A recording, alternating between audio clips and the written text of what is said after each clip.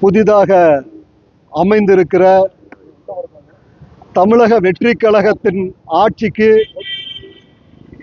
மறுமலர்ச்சி மக்கள் இயக்கத்தின் சார்பாக வாழ்த்துக்களை தெரிவித்துக் கொள்கின்றோம். இன்றைக்கு தமிழ்நாடு முழுவதும் குழந்தைகளை வைத்து குழந்தைகளினுடைய ஆதரவால் ஆட்சி அமைத்திருக்கக்கூடிய விஜய் அவர்களினுடைய ஆட்சியில் அந்த குழந்தைகளினுடைய எதிர்காலத்தை நிர்ணயிக்கக்கூடிய இந்த கல்வி தமிழ்நாட்டில் எந்த நிலையில் இருக்கிறது என்பதை முதல்வர் விஜய் புரிந்து கொள்ள வேண்டும். 10 ரூபாய்க்காக தமிழ்நாட்டினுடைய குடிமகன்களினுடைய 10 ரூபாயை மிச்சம் பண்றதுக்காக ஒவ்வொரு அமைச்சரும் சாராய கடையா விசிட் பண்ணிட்டு இருக்காங்க. ஆனா இந்த எதிர்கால தலைமுறையினுடைய கல்விக்காக எத்தனை காலேஜ்ல போய் இந்த கட்டண கொள்ளையை நீங்க ஆராய்ச்சி செஞ்சிருக்கிறீங்க? இது ரொம்ப முக்கியமான விஷயம். லட்சக்கணக்கில் கொள்ளையடிக்கிறான். ஒரு மாணவன் +2 முடிச்சுட்டு கல்லூரிக்கு போனா 10 லட்சம் 15 லட்சம் போன் எடுத்து வெளியில வச்சுக்க சொல்லி உள்ள போய் பேரம் நடக்குது. 15 லட்சம் 20 லட்சம் 25 லட்சம் கொள்ளையடிக்கிறாங்க. இதை எப்படி தடுக்கிறது? தடுக்கணுமா வேண்டாமா? 10 ரூபாய்க்கு கொதிக்கிற முதலமைச்சர் லட்சமா ஏழை குழந்தைகளுடைய கனவு. அவன் குடிக்காட்டி கூட பிரச்சனை இல்லை, ஆனா இந்த குழந்தை படிக்கணும். அப்போ எதுக்கு முக்கியத்துவம் கொடுக்கணும்? கல்விக்கு முக்கியத்துவம் கொடுக்கணும். இந்த கல்வி கட்டணம் கட்டுப்படுத்தினா தான் ஏழை மாணவன் படிக்க முடியும். அதுக்கு நாங்க என்ன சொல்றோம்னா, ஒரே தீர்வு. தமிழ்நாட்டில் இருக்கக்கூடிய கலை அறிவியல் கல்லூரி, பொறியியல் கல்லூரி, வேளாண்மை கல்லூரி, எல்லா கல்லூரிக்கும் சிங்கிள் போர்ட்டல் வழியா அப்ளிகேஷனை லோட் பண்ணிக்கலாம். ஒற்றை சாளர முறையில் ஆர்ட்ஸ் அண்ட் சயின்ஸ் காலேஜுக்கு செலக்ஷன் தனி, இன்ஜினியரிங்க்கு செலக்ஷன் தனி, விவசாய கல்லூரிக்கு செலக்ஷன் தனி. யாரும் எங்கேயும் போய் அலைய வேண்டியதில்லை. மிகப்பெரிய அலைச்சல். அப்ளிகேஷனுக்கு மட்டும் 50,000 1 லட்சம் ரூபாய் செலவு பண்றான். கிராமத்திலிருந்து வந்து அந்த மாணவர்கள் பெற்றோரோட அலைவதை நாங்கள் தொடர்ந்து வேடிக்கை பார்க்க முடியாது.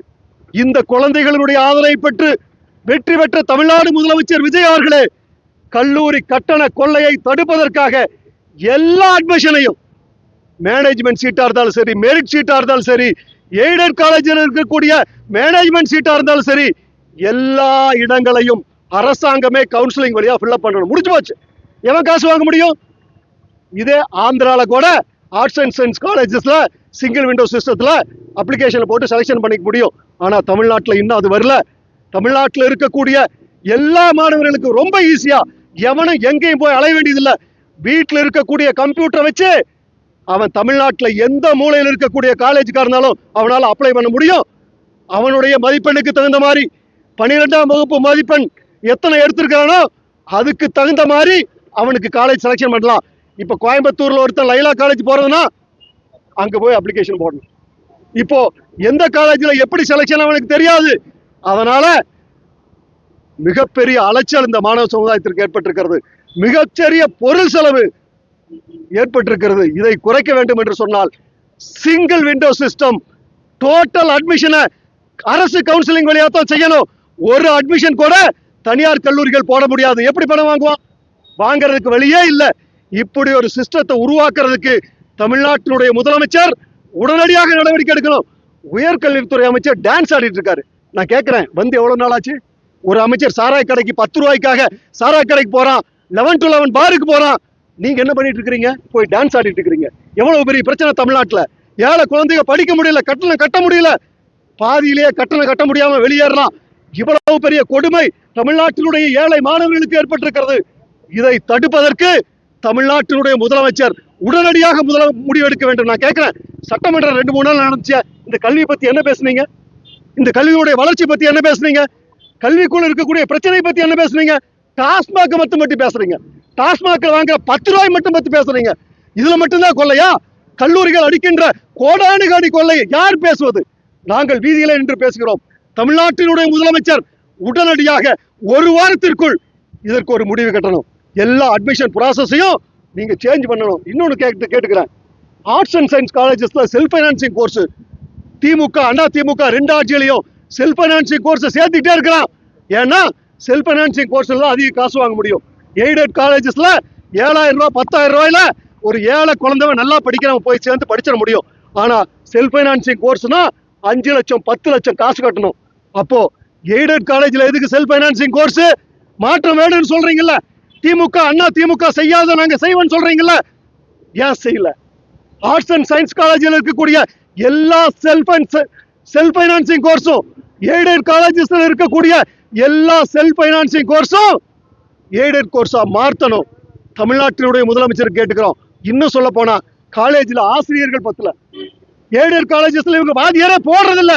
ஏன் போடுறதில்ல? அதிக வாத்தியார் போட்டா அதிக மாணவன் உள்ள போவான். அதிக மாணவன் உள்ள போற இடத்துல காலேஜுக்கு வாத்தியாருக்கு அரசாங்கம் நிறைய சம்பளம் கொடுக்கணும். அரசாங்க நிதி வீணா போகுதுங்கிறீங்க. கல்விக்கு கொடுக்கிற பணம் வீண் இல்லை, தமிழ்நாட்டினுடைய எதிர்காலம். அதனால தமிழ்நாட்டினுடைய முதலமைச்சர் தமிழ்நாட்டில் இருக்கக்கூடிய எல்லா எய்டட் காலேஜஸ்லயும் எல்லா செல்ஃப் பைனான்சிங் கோர்ஸையும் எய்டட் கோர்ஸா மாற்றி 5,000 6,000 ஃபீஸ்ல ஏழை குழந்தைகளை படிக்க வைக்கணும். தமிழ்நாட்டில் 164 எய்டட் கல்லூரி இருக்கு. இந்த கல்லூரிகள்ல ஒரு சீட்டு வர செல்ஃப் பைனான்சிங் சீட் இருக்கக்கூடாது. தமிழ்நாட்டினுடைய முதலமைச்சருக்கு நாங்கள் கோவையிலே இருந்து வலியுறுத்துகின்றோம். இந்த குழந்தைங்க அடம் பிடிச்சாங்கல்ல, விஜய்க்கு ஓட்டு போடணும், விஜய்க்கு ஓட்டு போடணும்னு அடம் பிடிக்க சொன்னீங்கல்ல, பெற்றோர்கிட்ட அடம் பிடிச்சு ஓட்டு வாங்கி ஜெயிச்சீங்கல்ல, இந்த குழந்தைகளுக்கு என்ன கைமாறு செய்ய போறீங்க? தமிழ்நாட்டில் கட்டண கொள்ளையே இல்லை அப்படிங்கிற ஒரு நிலைமை தமிழ்நாட்டில் ஏற்பட்டுச்சுன்னா இதே இடத்துல வந்து நாங்க தமிழ்நாட்டின் முதல்வர் மாண்புமிகு விஜய் அவர்களுக்கு வாழ்த்து சொல்கிறோம், மனமார்ந்த வாழ்த்து சொல்கிறோம். அப்படிப்பட்ட நிலையை நீங்கள் கல்வியிலே அடைவதற்கு தமிழ்நாடு அரசு முயற்சி செய்ய வேண்டும். மதுக்கடைகளில் இருக்கக்கூடிய 10 ரூபாய்க்கு இவ்வளவு அடிச்சுக்கக்கூடிய ஆளும் கட்சி எதிர்கட்சி கோடிக்கணக்கான ரூபாய் கொள்ளையடிக்கின்ற இந்த உயர்கல்வியில் ஒரு மாற்றத்தை கொண்டு வர வேண்டும். ஏழை மாணவர்களுக்கு எளிதாக வெளிப்படையாக கட்டணம் இருக்க வேண்டும், சேர்க்கை இருக்க வேண்டும். நான் கேட்கிறேன், வெள்ளை அறிக்கையெல்லாம் விடுறீங்களா? கல்லூரிக்கு வெள்ளை அறிக்கை விடுங்க, ஸ்கூலுக்கு வெள்ளை அறிக்கை விடுங்க. எவ்வளவு ஃபீஸ் வாங்குறான் வெள்ளை அறிக்கை விடுங்க சார். எது முக்கியம்? தீர்ந்து போன பிரச்சனை, முடிஞ்சு போன பிரச்சனை, அது வெள்ளை அறிக்கை இப்ப செஞ்சு உங்களுக்கு அரசியல் தான் பண்ண முடியும். எதிர்கால குழந்தைகளுடைய வாழ்க்கைக்காக ஒரு வெள்ளை அறிக்கை விடுங்க. எவ்வளவு ஃபீஸ் நிர்ணயம் பண்ணிருக்கீங்க? காலேஜில் எவ்வளவு ஃபீஸ் வாங்குறாங்க உங்களுக்கு எல்லாம் தெரியும் நினைக்கிறேன். காலேஜில் சேர்றதுக்கு போனா அப்பனாத்தால போனை பிடிங்கி வச்சுக்குவான் தெரியுமா? போனை உள்ள கொண்டு போக கூடாது, ஏன்னா ரெக்கார்டு பண்ணிடுவாங்களாம். எவ்வளவு ஏமாத்து வேலை! கள்ளக்கடத்தல நடத்துது கல்லூரியில.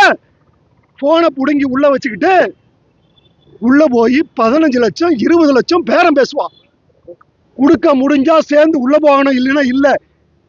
10 ரூபாய்க்கு போராடுகின்ற இந்த அரசு லட்சக்கணக்கான பணம் அந்த கல்லூரி கொள்ளையடிக்கிறான. இதுக்கு ஏன் நீங்க பேச மாட்டேங்கிறீங்க?